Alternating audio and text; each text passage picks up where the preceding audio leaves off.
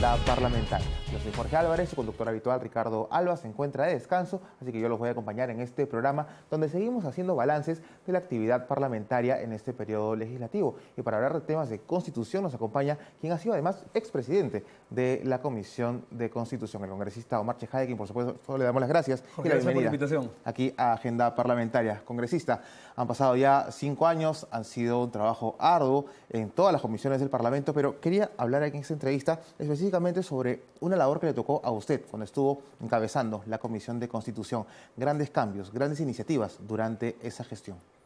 Sí, yo quiero rescatar, por ejemplo, un proyecto de ley que lo impulsamos nosotros desde la presidencia de la Comisión de Constitución, que ha sido la única reforma constitucional en esta gestión de estos 5 años, que es la no reelección inmediata de los presidentes de región y los alcaldes en general. Creo yo que mucha gente pensaba que este proyecto no iba a llegar a buen puerto, que iba a tener problemas, que no se iba a aprobar, que una reforma constitucional definitivamente es complicado porque se tienen que generar consensos, y como un puño nos pudimos unir en el Parlamento, primero en la Comisión de Constitución, lo aprobamos con abrumadora mayoría, y luego en el Pleno del Congreso de la República. ¿Qué dice este proyecto?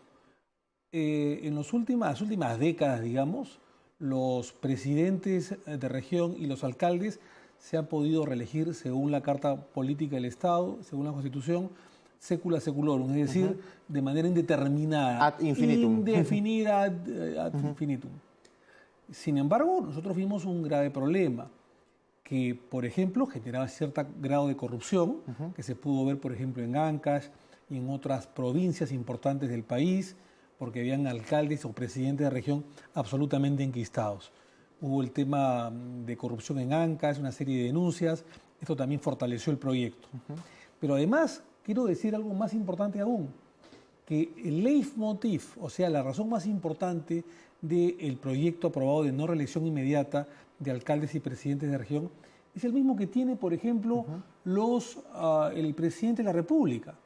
Es decir, que lamentablemente, como no hay un control importante, específico, amplio, ya sea de la Contraloría o de, digamos, el Jurado Nacional de Elecciones o de la OMPE o los organismos fiscalizadores, en todas las regiones del país, entonces casi siempre, por no decir siempre, los presidentes de región o los alcaldes estaban en ventaja clara en una reelección con relación a los candidatos que venían de la calle o de partidos políticos de otras tiendas a postular. Evidentemente podían usar recursos públicos para sus campañas. Y eso lo hacían casi siempre, es decir, salvo excepciones.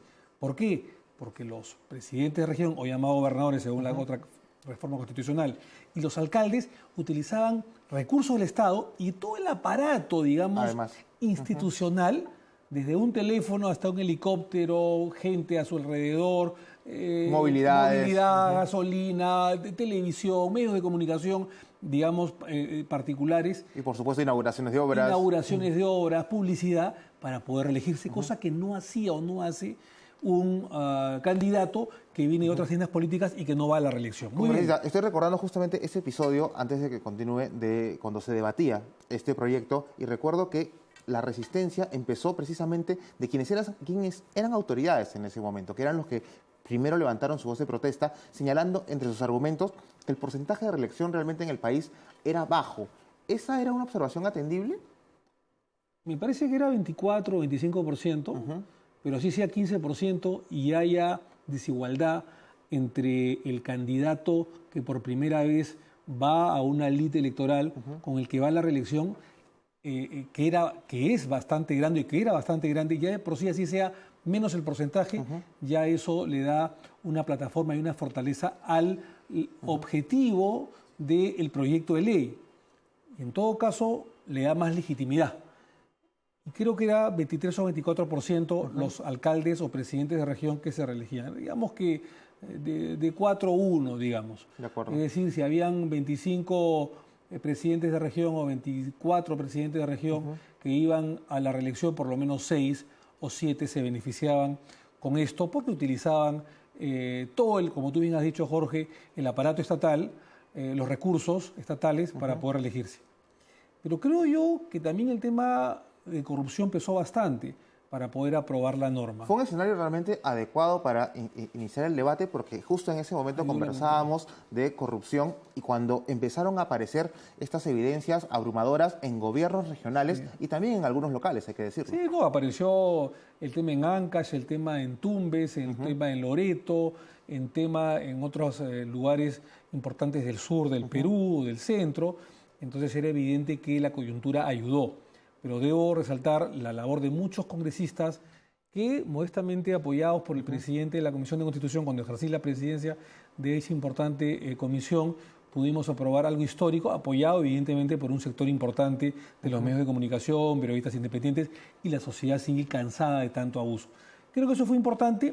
Y también fue importante un detalle, porque a veces el detalle hace la diferencia, Jorge. Sí. Es decir, cambiarle el nombre. Justamente ahí quería llegar, porque recuerdo durante el debate en el Pleno, estuvimos presentes ahí, se hablaba precisamente de que muchas de esas autoridades se sentían intocables, impunes, ¿no? Solamente desde el concepto, desde la nomenclatura que tenían, la de presidentes regionales, lo cual hacía urgente que se les cambiara esa dominación a la que actualmente poseen, la de gobernador regional. Los presidentes regionales se creían unas especies de pequeños presidentes de la República, unos mini presidentes de la República, eran islas independientes, tenían una banda presidencial especial, tenían su primera dama, digamos, de la región. Medio rocambolesco este escenario. Es rocambolesco, pero había una primera dama, no de la nación, sino primera dama de la región. Exacto. ¿No es cierto? Y tenían, o se arrogaban facultades o atribuciones que no tenían. En competencia con el presidente de la República.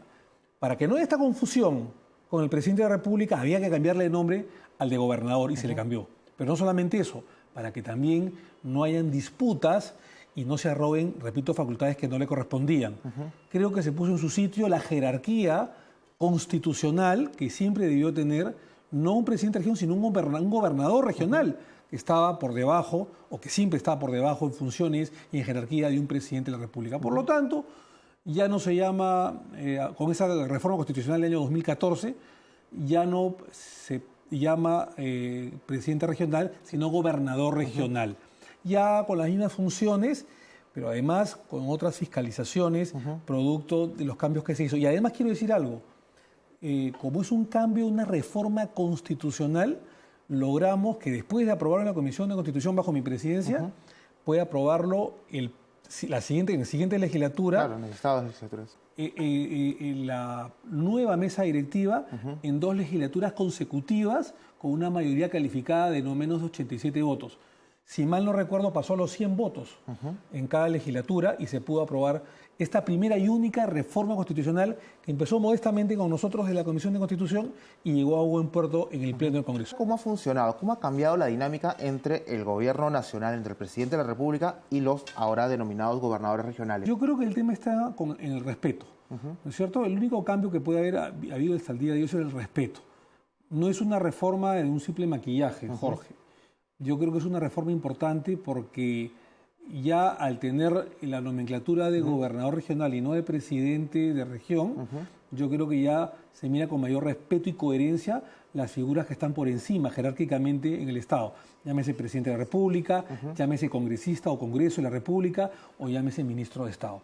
Hay que darle importancia al gobernador regional, por supuesto que sí, pero con respeto y guardando las equivalencias y sobre todo la justicia dentro de una ley electoral que lamentablemente no era justa en el Perú porque era evidente que los gobernadores regionales o antes llamados presidentes de región o los alcaldes utilizaban en la gran mayoría de casos, no en todos, los recursos del Estado para poder elegir. Y ya para terminar, si bien hemos hablado largo y tendido sobre el que usted considera su principal aporte al frente de la Comisión de Constitución, hubo temas pendientes, la bicameralidad. Antes de eso quiero decirte que también se aprobó el financiamiento público a los partidos políticos. Correcto. También fue un proyecto que nació de la Comisión de Constitución que presidimos. También un esfuerzo del anterior presidente Santiago Astañaduy y después de Yatas, que fuimos los que impulsamos esa reforma. La silla vacía para sancionar sin curul al partido que lleve dentro de sus miembros a parlamentarios con graves delitos como lavado de activos o terrorismo o narcotráfico. Pero sí debo decir con desilusión que un proyecto que con gran aprecio, no muy popular, pero sí prioritario y urgente, que llevamos al Congreso de la República, no se pudo aprobar en el Pleno. sí contentos de haber llevado la discusión, el debate nacional, no solamente en el Congreso, sino a nivel de sociedad y de opinión pública, que pudimos aprobarlo en el Congreso, que es el tema de la reinstauración del sistema bicameral, el retorno del Senado de la República. ¿Por qué no se pudo aprobar en el Senado, perdón, en el Congreso? Porque el Senado lamentablemente no es muy popular, ¿no es cierto? Hay que hacer más docencia ante la opinión pública. Sin embargo, lo aprobamos abrumadoramente en la Cámara, en la Comisión de Constitución, y luego cuando bajó al Pleno, lamentablemente no habían los votos, porque como es una reforma constitucional, se requieren 87 votos, y no habían más de 70 o 74 que estábamos dispuestos a aprobar o impulsar el retorno del Senado, porque evidentemente el gran grupo parlamentario opositor era el Fujimorismo. Alberto Fujimori fue el presidente que eliminó el histórico Senado de la República. ¿Por qué es importante el Senado? Y esto lo quiero dejar como una especie de herencia, porque si avanzamos de alguna manera con la aprobación del Senado o el retorno del Senado en la Comisión de Constitución, fue para que si no se aprobara en esta gestión, se aprobara en la próxima. Es importante el Senado, primero, para fortalecer la imagen del Congreso de la República. En segundo lugar, para mejorar la calidad de leyes que aprueba el Congreso. Y además para ahorrarse dinero a contramano de lo que muchos piensan. Es evidente que un nuevo espacio de reflexión mejora la calidad. Porque el Senado de la República es un espacio, como tú dices, de reflexión, de revisión. ¿Tú sabes cuánto le podemos ahorrar en dinero? Porque la democracia es inversión. ¿Cuánto le podemos ahorrar en dinero al Congreso de la República, y al Estado peruano si aprobamos la restauración del Senado? Muchísimo. Te voy a explicar por qué. Porque estadísticamente está probado que cuando existe doble cámara, Cámara de Diputados y Cámara de Senadores reflexiva, que mejora la calidad de las leyes, el Poder Ejecutivo solamente observa en 5 años entre 25 a 30 leyes que son aprobadas en el Congreso bicameral. Una especie de 5 a 6 apenas leyes por año que aprueba, que observa el Poder Ejecutivo del Congreso. Y no como ocurre ahora, que las insistencias tienen que darse a cada instante. 30 leyes en 5 años que apenas observa el Poder Ejecutivo en un Congreso bicameral. ¿Tú sabes cuántas leyes son observadas por el Poder Ejecutivo en este Congreso unicameral irreflexivo, a veces apasionado, a veces imprudente? ¿Cuántas? 300 leyes. ¿300? Sí. Quiere decir que más o menos 10 veces más observa el Poder Ejecutivo las leyes aprobadas por el Congreso unicameral que cuando existe doble cámara. Y cuando hablamos de 300 leyes o 250 en el mejor de los casos, estamos hablando que entre 8 a 10 a 1 el Poder Ejecutivo observa cuando existe una sola cámara que 2. Y eso es dinero que le cuesta al Estado. Exacto. Es decir, en 5 años de gobierno o de gestión congresal, el Congreso aprueba unas 800 leyes, más o menos. Esas 800 leyes se observan alrededor de 300, es decir, más del 35%. Claro. Si se estira el Congreso bicameral con Senado, apenas se observarían 30 leyes. Estamos hablando de menos del 5%. Un ahorro de tiempo. Un ahorro de tiempo, de dinero. Una mala ley puede costar el sueldo de 150 parlamentarios. Eso está comprobado. Pero lamentablemente se hace populismo. Entonces hay algunos medios de comunicación sensacionalistas que dicen que no, más otorongos, más congresistas, ¿por qué vamos a pagarle a la burocracia estatal? Que quizás desde la opinión pública la observación más grande para volver a la bicameralidad es precisamente el costo. Pero el costo está demostrado que con un Congreso que hace mejor calidad de leyes, el Estado ahorra más dinero. Eso en primer lugar. Y en segundo lugar hay estadísticas que te dicen que el último Congreso bicameral, ¿no es cierto?, gastaba anualmente un promedio de 130 millones de soles, por decirlo, anualmente. Y que el primer Congreso unicameral gastaba más de 180, ¿no es cierto? Y están las cifras, mi querido Jorge. Es lo que más o menos, no tengo el documento en la mano, cuando tengo mis exposiciones y hablo sobre el tema de la bicameralidad, hablo con cifras exactas, pero es más o menos el promedio en la que se ha gastado mucho más en este Congreso unicameral que en el Congreso bicameral. Para resumir, pero además la democracia no representa mayor gasto volver a la bicameralidad. De ninguna manera. Además estamos hablando que lo que aprobamos en la Comisión de Constitución que presidí fue que apenas sean 130 parlamentarios, es decir, los 130 congresistas en el Congreso se convierten en diputados. Y la discusión era si la Cámara de Senadores es de 60 o 40. Mi proyecto era de 40. Y el proyecto que finalmente se aprobó, que me parece que fue el PPC de Bedoya, eran 60. Ya. Ese es un tema manejable, sean 40, 50, 60. Es un Senado corto, pero un Senado académico, porque las funciones son diferenciadas entre la Cámara de Senadores y la Cámara de Diputados. No son cámaras gemelas como había antes. Claro. ¿Cuál es la diferencia de lo que existía en el Perú históricamente? Que esta vez, según lo que aprobamos en la Comisión de Constitución, el Senado tiene funciones distintas. Ya no de presentar o de iniciativa legislativa, no de presentar leyes, ¿Sí, no? solamente revisión de las leyes que son aprobadas en la Cámara de Diputados y el nombramiento de las altas autoridades del Estado. Llámese Defensoría del Pueblo, Contraloría General de la República, miembros del Tribunal Constitucional y la designación de los embajadores. Quiero decirte algo más. Si el día de hoy este Congreso no ha designado al nuevo defensor del pueblo, si hace 5 o 6 años estamos con defensor interino, si los miembros del Tribunal Constitucional fueron, digamos, estuvieron 3, 4 y algunos hasta 5 años por encima de su mandato, una especie de reelección tácita, sin haber sido propuestos. Y se ha demorado hasta el día de hoy que otro miembro del Tribunal Constitucional no se pueda elegir su sustituto, es porque no existe Senado. Porque si existiera Senado, la Cámara Alta, que es una Cámara reflexiva, de académicos, de gente mucho más preparada, de mejores cuadros, hace rato lo hubiera elegido. ¿Por qué no se elige al defensor del pueblo? ¿Por qué han demorado en elegirse 3, 4, 5 años por encima del término legal a los miembros del Tribunal Constitucional?